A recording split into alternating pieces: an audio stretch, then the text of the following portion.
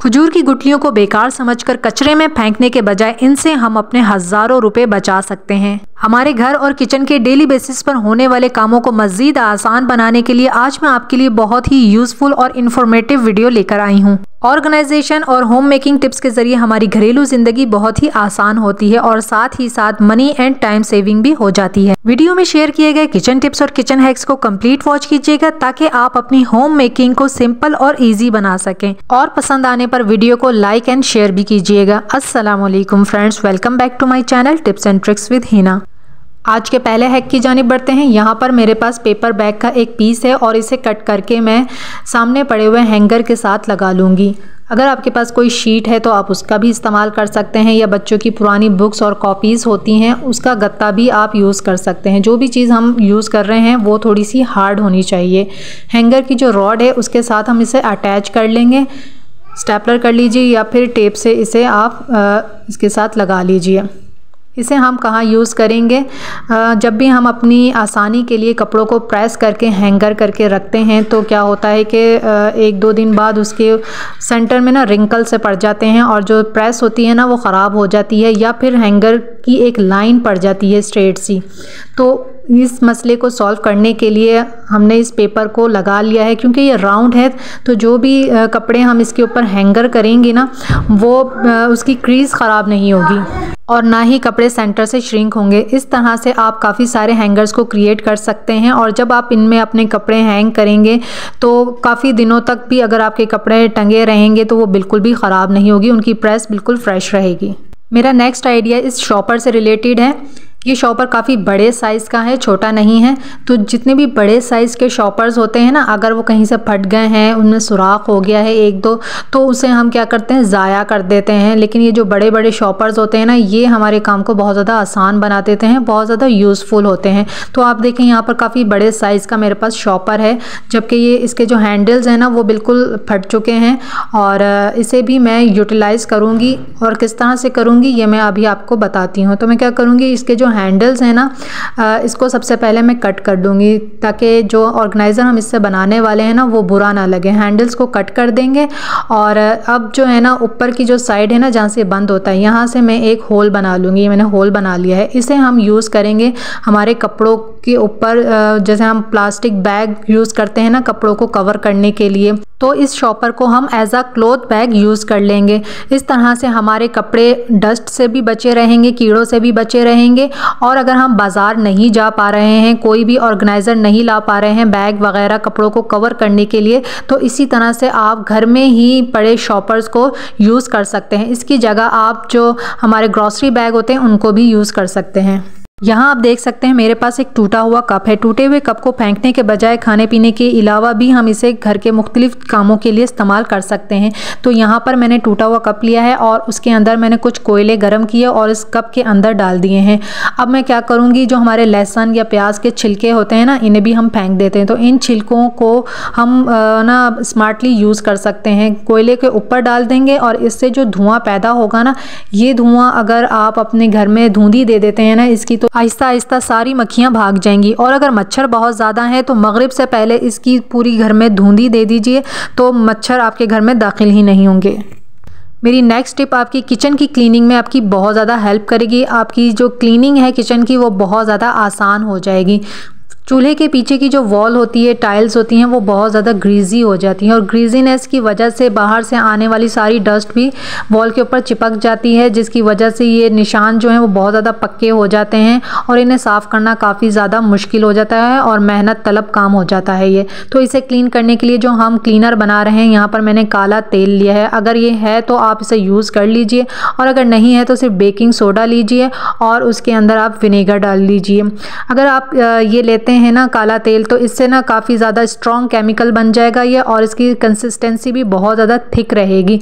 तो सबसे पहले मैंने क्या किया कि वॉल को गीला कर लिया है स्प्रे से। अब मैं एक ब्रश की हेल्प से या फिर किसी भी स्पंज की हेल्प से पूरी वॉल के ऊपर इस क्लीनर को लगाकर कम से कम 15 मिनट्स के लिए छोड़ दूंगी, ताकि जो क्लीनर हम अप्लाई कर रहे हैं वो अपना रिएक्शन करे और वॉल की जो जितनी भी डर्ट है, ग्रीजीनेस है, उसको सॉफ्ट कर दे और हमें उसे साफ़ करना आसान हो जाए।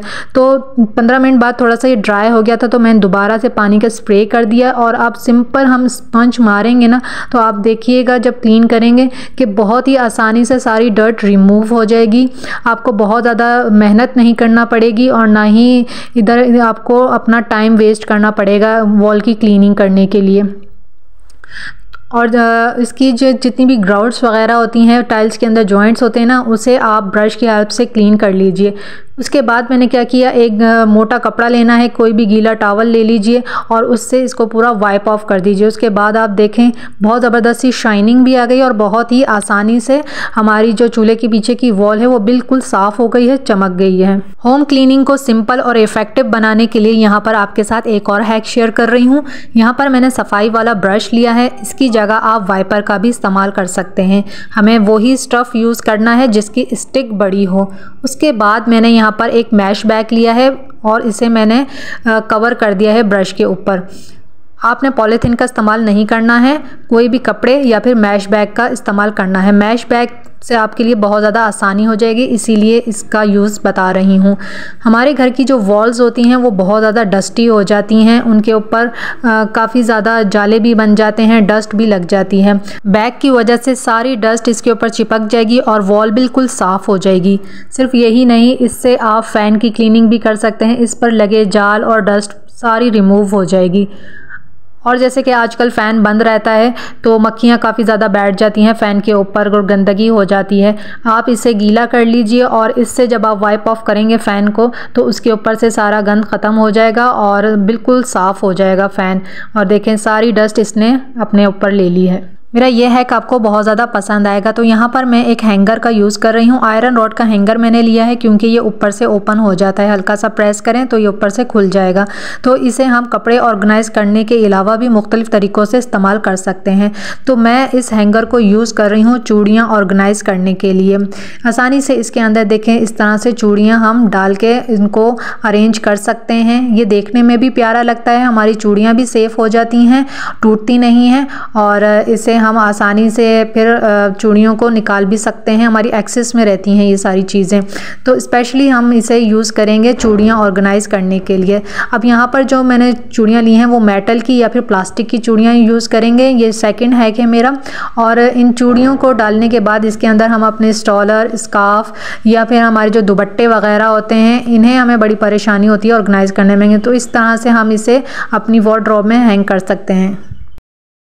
यहाँ मैं आपके साथ एक रेसिपी शेयर कर रही हूँ। आप इसे बनाकर फ्रीज़ भी कर सकते हैं और बच्चों को लंच बॉक्स में भी दे सकते हैं, इफ्तार में भी इसे आप बनाकर रख सकते हैं। तो यहाँ पर मैंने थोड़े से आलू लिए हैं और इनको अच्छी तरह से मैंने बॉईल कर लिया था। इन्हें मैं मैश कर लूँगी। अब यहाँ पर ये भी एक हैक है कि आपके पास मैशर नहीं है तो आप जो हमारा इमाम दस्ता होता है उसी का मैंने डंडा लिया है और इससे मैं आलूओं को मैश कर लूँगी। बहुत ही अच्छे से ये आलू इससे मैश हो जाते हैं।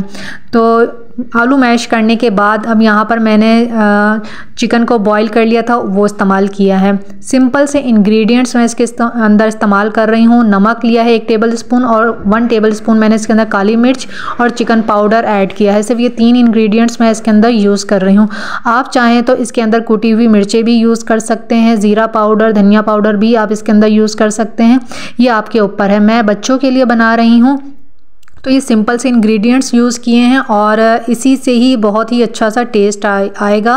और इसे अब मैं टिकिया की तरह बनाऊंगी। आप चाहें तो कोई भी शेप दे सकते हैं। मैं इसका जो शेप दे रही हूँ वो डोनट्स का शेप दे रही हूँ क्योंकि डोनट्स बच्चों को बहुत ज़्यादा पसंद होते हैं, उनके फेवरेट होते हैं। इसकी पोटैटो बॉल्स भी बना सकते हैं, इसी तरह से टिकिया या कबाब की शेप भी दे सकते हैं और रेक्टेंगल शेप भी दे सकते हैं। तो मैंने यहाँ पर काफ़ी सारे इसी तरह से डोनट्स बना लिए हैं। इसे मैंने मैदे के अंदर पहले डिप किया है, फिर एग के अंदर डिप किया है और इसके ऊपर मैंने ब्रेड क्रम्ब लगा लिया है। ब्रेड क्रम्ब ये मेरा होममेड ही है, जो ब्रेड होती है उसको मैंने ग्राइंड कर लिया था तो ये ब्रेड क्रम्ब हमारा तैयार हो गया है। डोनट्स को मैं फ्राई कर लूँगी, बस ज़्यादा कलर कलर इसके ऊपर नहीं आना चाहिए, हल्का सा ही आपने इसको ब्राउन करना है क्योंकि ये ऑलरेडी पके हुए हैं। तो ये देखिए बहुत ही अच्छा सा कलर भी आ गया है और बहुत ही ज़बरदस्त से ये हमारे डोनट्स बनकर तैयार हो गए हैं। और बच्चों की तो ये फेवरेट डिश होने वाली है, बच्चे बहुत ज़्यादा पसंद करते हैं। आप इफ्तार में बना कर रखें या फिर आप इसे फ्रीज़ कर दीजिए, बच्चों को लंच में दीजिए, बहुत ही ज़बरदस्त ये बनकर तैयार होते हैं। जले हुए बर्तनों को साफ़ करने का तरीका बता रही हूँ। इस मेथड से आप अपने जले हुए बर्तनों को पानी से न सिर्फ साफ़ कर सकते हैं बल्कि उनको नई चमक दे सकते हैं। 2 स्टेप्स में इस जले हुए बर्तन को हम साफ़ करेंगे। पहले स्टेप में आपने चूल्हे को ऑन करना है और आपका जो भी बर्तन जला हुआ है उसे आपने तकरीबन 10 से 15 मिनट अच्छी तरह से गर्म करना है। बर्तन जितना ज़्यादा गर्म होगा उतना ही ज़्यादा आपके लिए आसानी हो जाएगी इसे साफ़ करना। अच्छी तरह से इसको मैंने गरम कर लिया है। उसके बाद कोई भी कपड़ा बिछा लीजिए, अखबार बिछा लीजिए और बहुत ही एहतियात से आपने जले हुए यानी कि गरम बर्तन को पकड़ना है और एक स्पून ले लीजिए या कोई खुरपी ले लीजिए और उससे इस तरह से खुरचना है। थोड़ी एहतियात से आपको ये खुरचने वाला काम करना होगा क्योंकि जैसे जैसे आप इसको खुरचेंगे इसके पार्टिकल्स इधर उधर उड़ेंगे। तो आपने अपनी आंखें भी बचानी हैं, हाथ भी बचाने हैं और आपने इसको इस तरह से खुरच लेना है। हार्डली आपको 10 मिनट्स लगेंगे और ये आपका बर्तन बिल्कुल साफ़ हो जाएगा।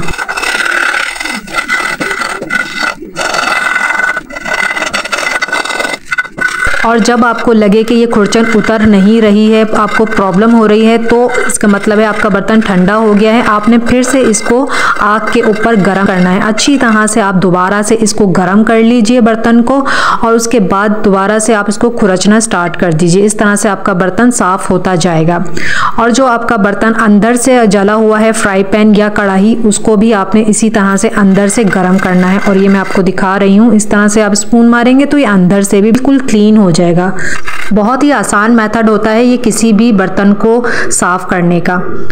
वैसे हमें महसूस नहीं होता है कि इसके ऊपर इतनी ज़्यादा कालक जमी हुई है और आप ये देखें कितनी ज़्यादा खुरचन इसके ऊपर से निकली है। ये हमारा बर्तन बिल्कुल साफ़ हो गया है। अब जो थोड़े से पार्टिकल्स के ऊपर आपको नज़र आ रहे हैं, इसे भी हम बहुत ही आसानी से और बहुत ही सिंपल तरीका मैं आपके साथ शेयर करूँगी इसे साफ़ करने का। तो आपने क्या करना है, इस तरह के जो मिट्टी के पॉट होते हैं, बर्तन होते हैं, वो टूट जाते हैं, या कोई गमला है, ठिकरियाँ कहते हैं इसे, ये टूटी हुई होती हैं, तो इसको इस्तेमाल कर लीजिए बर्तन को घिसने के लिए। बहुत ही आसानी से इससे जितनी भी काली लेयरिंग जो बच गई है ना, डॉट्स आपको नज़र आ रही हैं, बिल्कुल साफ़ हो जाएंगे। इस तरह से अगर आप क्लीन करेंगे बर्तन तो बहुत ही अच्छे से शाइनिंग करने लगेगा और साफ़ हो जाएगा बिल्कुल, और आपके हाथ भी काले नहीं होंगे। तो सेफली आप इस टुकड़े को इस्तेमाल करके अपने बर्तन को क्लीन कर सकते हैं। स्टील वूल का जब भी हम इस्तेमाल करते हैं ना, उससे हमारे हाथ भी काले हो जाते हैं। मेहनत आपकी बहुत ज़्यादा लगती है बर्तन को घिसने में, तो इससे आपका काम बहुत ज़्यादा इजी हो जाएगा। देखिए मैं अब आपको क्लीन करके दिखा रही हूँ। हाफ मैंने क्लीन किया है और आप ये देखें कितनी ज़बरदस्त शाइनिंग भी आ गई है और आपको इसके ऊपर बिल्कुल भी कोई भी ज़रा सा भी कोई डॉट नज़र नहीं आ रहा होगा कालक का। तो इस तरह से हम अपने बर्तन को बहुत ही आसानी से और सिंपल तरीके से क्लीन कर सकते हैं, नई चमक दे सकते हैं। और वीडियो को अगर आपने स्किप नहीं किया है और आप अभी तक मेरे साथ बने हुए हैं तो जल्दी से वीडियो को लाइक कर दीजिए, और अगर चैनल पर नए हैं, फर्स्ट टाइम मेरे चैनल पर आए हैं, तो चैनल सब्सक्राइब ज़रूर कर लीजिएगा। बर्तन को वॉश करते हैं और इसका फाइनल लुक देखते हैं। और ये देखिए, कोई भी हैरान रह जाए इतनी ज़बरदस्त क्लीनिंग इस बर्तन की हुई है। फ्राई पैन बिल्कुल ज़बरदस्त तरीके से साफ़ हो गया है, चमक उठा है। नेक्स्ट टिप देख लेते हैं। यहाँ पर मैंने सरसों का तेल लिया है और थोड़ा सा बिल्कुल 1 चम्मच के बराबर सरसों का तेल मैंने एक प्याली के अंदर डाल लिया है। अब इसमें मैं 1 टेबल स्पून के बराबर ही विनेगर डाल दूँगी, सफ़ेद सिरका। अच्छी तरह से इस मिक्सचर को हम मिक्स कर लेंगे और अब एक कॉटन ले लेंगे या फिर कोई सॉफ्ट सा कपड़ा ले लेंगे और उसके ऊपर इस क्लीनर को हम लगा लेंगे। इससे जो है ना, हमारे जितने भी घर के लकड़ी के दरवाजे या खिड़कियां हैं, फर्नीचर है, टेबल चेयर वगैरह, वो काफ़ी ज़्यादा डल हो जाता है, उसके ऊपर काफ़ी ज़्यादा धब्बे आ जाते हैं या उसकी पॉलिश काफ़ी ज़्यादा पुरानी हो चुकी है। तो आप इस क्लीनर को एज आ पॉलिश भी यूज़ कर सकते हैं, एज आ क्लीनर यूज़ कर सकते हैं। आपके फर्नीचर के ऊपर बहुत बहुत ज़बरदस्ती शाइनिंग आ जाएगी, क्लीन हो जाएंगे। और आपने अच्छी तरह से इसको रब करना है, सीधे सीधे स्ट्रोक्स लेने हैं। जब भी आप अपने फर्नीचर के ऊपर इस तरह से क्लीनिंग करेंगे या पॉलिश करेंगे ना, तो हर कोई आपसे पूछेगा कि आपने फर्नीचर न्यू ख़रीदा है। इतनी अच्छी शाइनिंग आ जाती है, पॉलिश हो जाती है आपके फर्नीचर के ऊपर। तो जितने भी गेट वगैरह हैं या वुडन की जितना भी फर्नीचर है ना, उसके ऊपर आप इसी तरह से घर में पॉलिश कर सकते हैं। अगर आपकी आईसाइट बहुत ज़्यादा वीक हो गई है और आपका सिलाई कढ़ाई का काम है और आप किसी न किसी की हेल्प लेते हैं सुई में धागा डालने के लिए, तो आज के बाद आपको हेल्प लेने की ज़रूरत नहीं पड़ेगी। आपने क्या करना है, धागे के ऊपर सुई को रखना है प्रेस करके और एक सेफ्टी पिन लेनी है। सेफ्टी पिन की नोक को जब आप सुई के होल के अंदर लगाएंगे तो उसमें धागा उलझ कर फ़ौरन सुई से निकल आएगा और इस तरह से आप आसानी से सुई में धागा पिरो पाएंगे। यहाँ पर मैंने खजूर की गुठली ली है और इसकी नोक को मैंने अच्छी तरह से आग के ऊपर जला लिया है। इसे हम as a eyebrow pencil use करेंगे। अगर आपकी आईब्रोज़ बहुत ज़्यादा लाइट हैं तो इससे आपकी आईब्रोज़ पर नेचुरल कलर आ जाएगा और वक्त के साथ साथ आपकी आईब्रोज़ थिक होना स्टार्ट हो जाएंगे। और अगर आप इन गुठलियों को मुकम्मल तौर पर जला लेते हैं और इसको आप पीस लेते हैं, बहुत अच्छा फ़ाइन आपने पीसना है और फिर छान लेना है। छानने के बाद आप इसको यूज़ कर सकते हैं सुरमे के तौर पर, काजल के तौर पर, क्योंकि खजूर में शिफा होती है और इसकी गुठली में भी शिफा होती है। तो ये हमारा होममेड सुरमा बनकर तैयार हो जाएगा। अगर आप ऑयल डालकर इसे बच्चों के बालों पर लगाएंगे तो बच्चों के बाल घने भी होंगे और स्याह भी होंगे। और इसी पाउडर को आप अपने इक्का दुक्का सफ़ेद बालों को छुपाने के लिए भी अच्छी तरह से ब्लेंड करके लगाएंगे तो आपके बाल छुप जाएंगे सफ़ेद। वीडियो पसंद आई है तो इसे लाइक शेयर ज़रूर कीजिएगा। अल्लाह हाफिज़।